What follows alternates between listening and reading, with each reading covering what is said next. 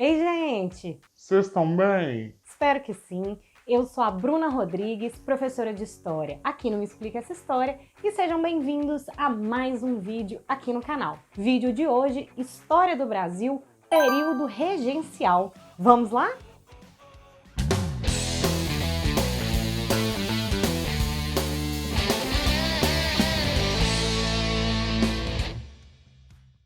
Bom, no nosso último vídeo, conversamos um pouquinho sobre a abdicação de Dom Pedro I. Momento este, então, que Dom Pedro abre mão do seu trono aqui do Brasil, retorna para Portugal, mas garante constitucionalmente que quando seu filho, Dom Pedro II, que tinha apenas 5 aninhos de idade, estivesse ali com a idade, com a maioridade para assumir, o trono seria dele. Então, basicamente, o período regencial corresponde a uma fase da nossa história entre os governos de Dom Pedro I e de Dom Pedro II. Então, basicamente, é um período ali em que regentes irão governar enquanto Dom Pedro II não tivesse ali idade suficiente para dar continuidade ao governo do seu pai, a monarquia aqui no Brasil. A partir de 1831, então, Dom Pedro I voltou para Portugal e deixou o Brasil para ser governado por regentes.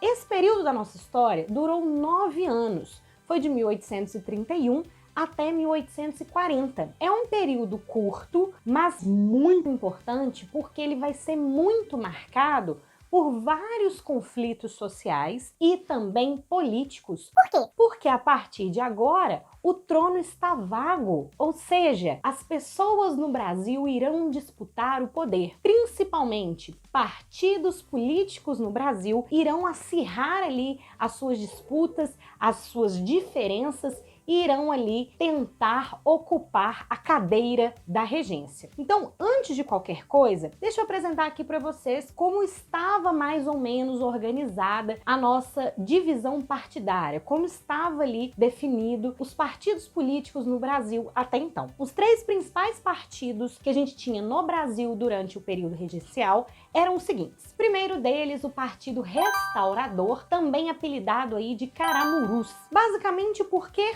restauradores? Porque eles queriam o retorno de Dom Pedro I, queriam ali o retorno da monarquia. Uau! Restaurar aquele governo, na mão ali do imperador de Dom Pedro I. O principal líder desse partido vai ser José Bonifácio. Ele, que inclusive teve lá os seus problemas com Dom Pedro I no primeiro reinado, tinha inclusive sido mandado para o exílio, mas foi perdoado, inclusive foi escolhido por Dom Pedro I para ser o tutor de Dom Pedro II, dando as orientações ali e preparando Dom Pedro II para que ele assumisse o trono. Esse partido, ele era muito ocupado também por portugueses, fiéis a Dom Pedro I, mas ele só vai durar no Brasil até 1834, porque nessa data, nesse ano, Dom Pedro I morre. Então não tem como mais existir um partido aqui no Brasil que quer a volta de Dom Pedro I. Se Dom Pedro I não tá mais vivo, né, gente? Então, basicamente, esse partido vai acabar se dissolvendo em 1834 e as pessoas ali que antes faziam parte dele vão ocupando os outros partidos políticos no Brasil. Um outro partido político que teremos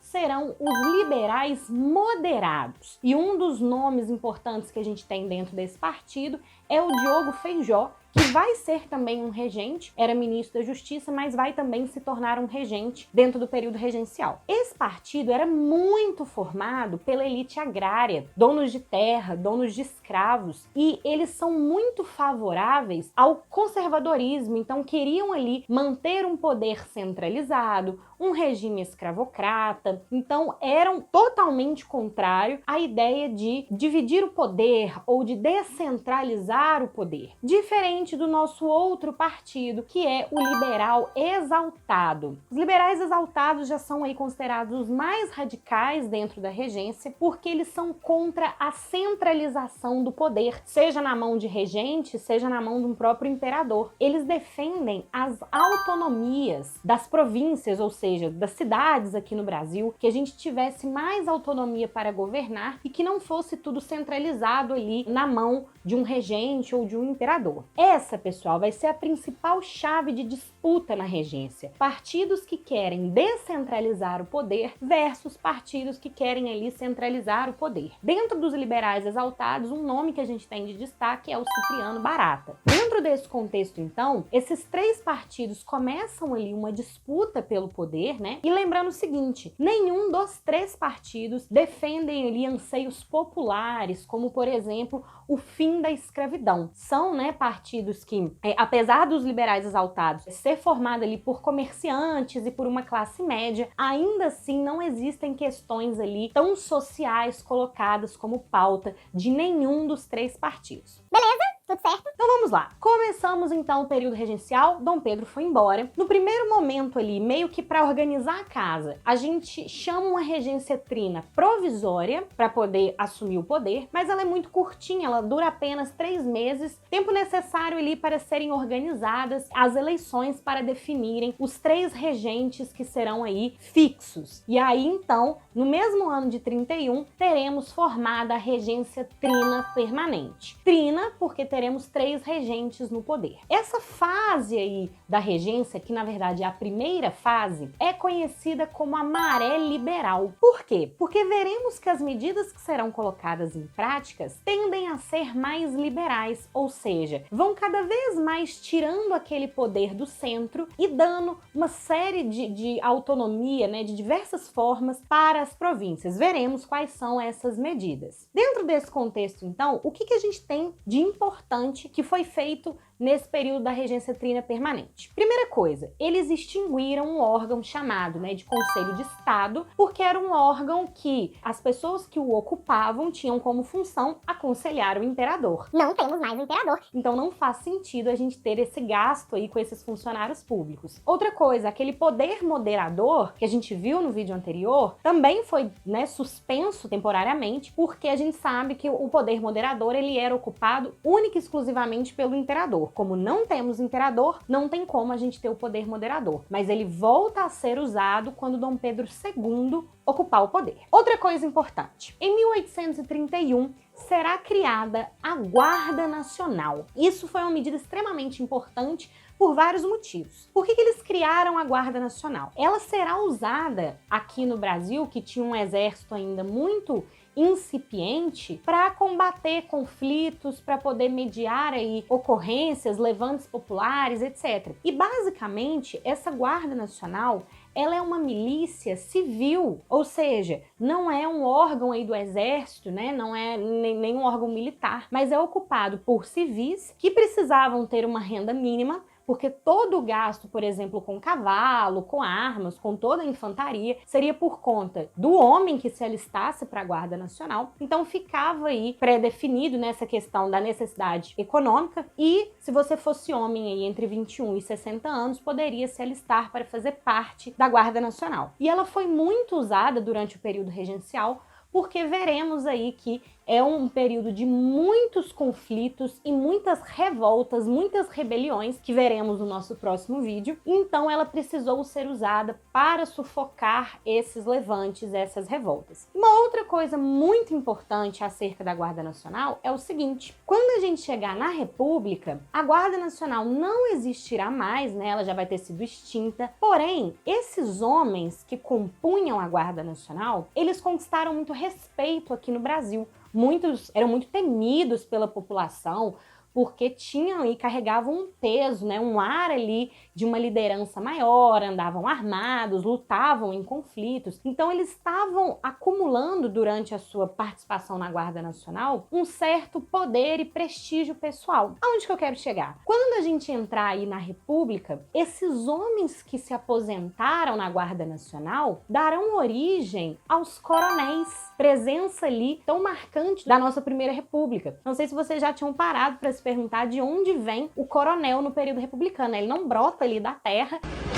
ele é justamente fruto dessa Guarda Nacional, né, que depois, durante o nosso período republicano, assumirá ali o papel de coronel, trazendo aí o coronelismo como uma das principais marcas da Primeira República. Bom, em 1832 teremos também algo muito importante sendo feito pelos regentes, que será a criação do nosso Código de Processo Criminal. Basicamente, era ali os primórdios do nosso Código Penal. Então, nessa questão aí de direito, né, foi um avanço muito importante criado aí pelos nossos regentes, e dentro desse Código de Processo Civil Criminal, a gente vai ter aí o surgimento de uma figura importante, que vai ser a criação do cargo do juiz de paz. Percebam que essa medida é uma medida descentralizadora, porque a gente tem agora, né, sendo eleitos dentro das províncias, pessoas que vão poder atuar ali em pequenos casos dentro de cada província, não precisando tudo ficar ali sob a responsabilidade de um governo central. Então, a criação do cargo de juiz de paz em 1832 é uma medida de caráter ali descentralizador. Mas a principal medida criada aí pelos regentes da Regência Trina Permanente é o Ato Adicional de 1834. Basicamente, gente, o próprio nome já diz, é um ato que será adicionado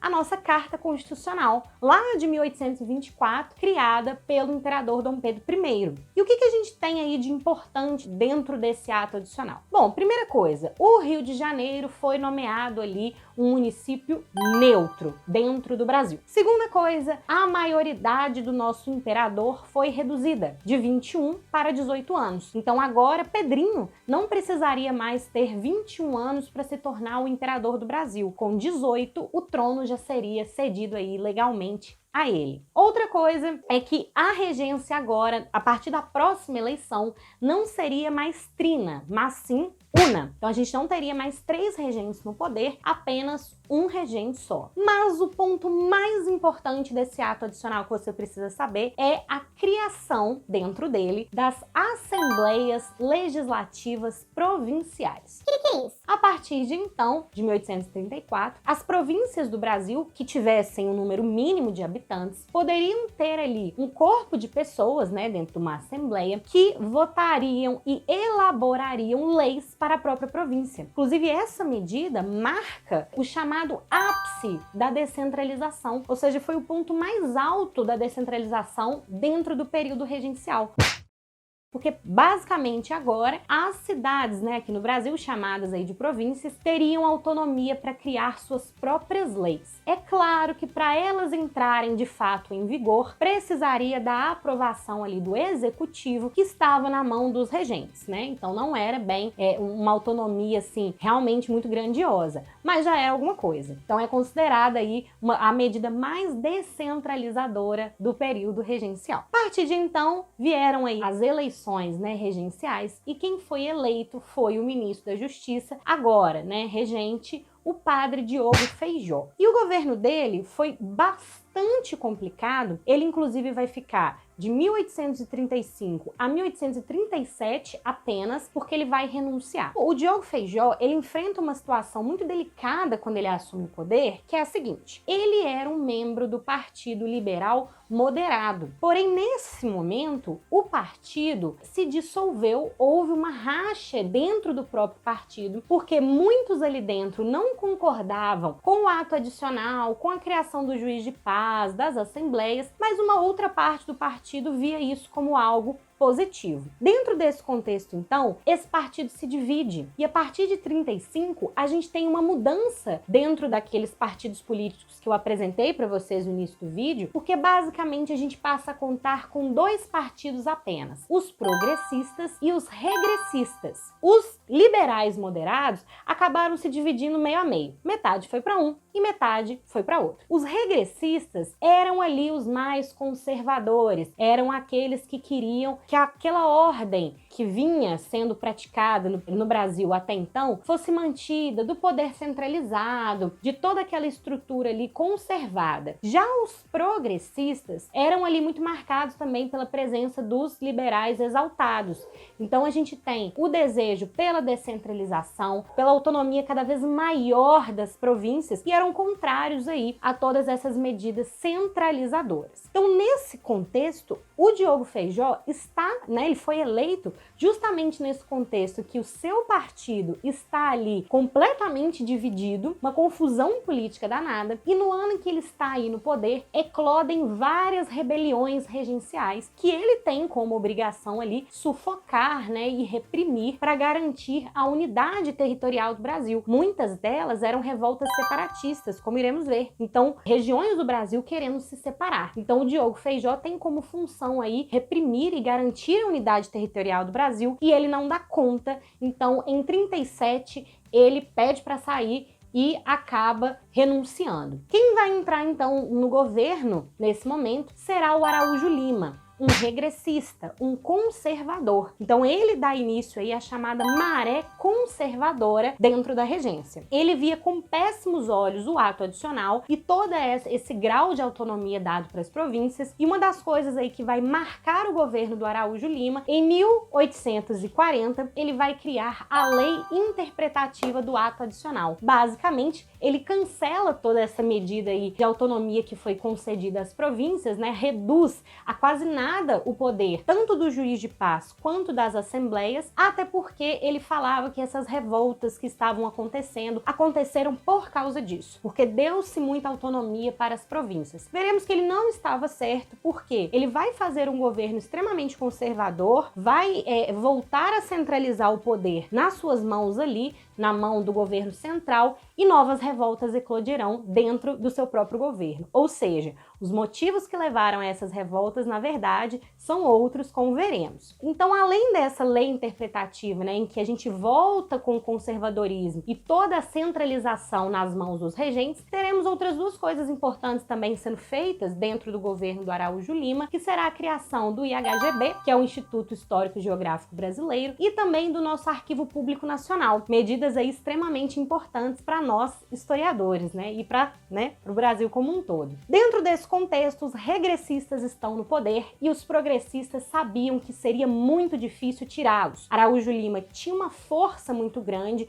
e uma influência muito grande na política, e os progressistas sabiam que eles iriam perder as próximas eleições regenciais, e os conservadores, os regressistas, possivelmente se manteriam no poder. Nesse contexto, os progressistas vêm com um plano e uma ideia de anteciparem a maioridade do imperador Dom Pedro II, que estava no momento com 14 anos de idade. Então o Dom Pedro II se mostra favorável ao plano, os progressistas criam ali os chamados clubes da maioridade, em que eles começam a divulgar para o Brasil, para a população, os benefícios de voltar a ter um imperador. Inclusive, eles falavam que Dom Pedro II garantiria a ordem do Brasil, sufocaria as revoltas e manteria a unidade territorial, e que o Brasil precisava mesmo era de um imperador. Essa ideia faz muito sucesso. Os regressistas que estavam no poder não se opõem, não porque eles apoiavam dar um golpe neles mesmos, mas eles sabiam que de um jeito ou de outro, quando o Dom Pedro II tivesse 18 anos, ele ia assumir de qualquer jeito. Então era melhor não criar confusão aí com Dom Pedro II. Então, já tendo um apoio aí de boa parte do Brasil, em 1840, os progressistas, junto com Dom Pedro II, articulam aí o chamado golpe da maioridade, em que eles colocam Dom Pedro II no poder com apenas 14 anos de idade. É claro que Dom Pedro vai pagar esse favor aos progressistas, e os seus primeiros ministérios ali serão todos ocupados por eles, Eles vão se manter ali na política, pelo menos durante um tempo, e a partir de então,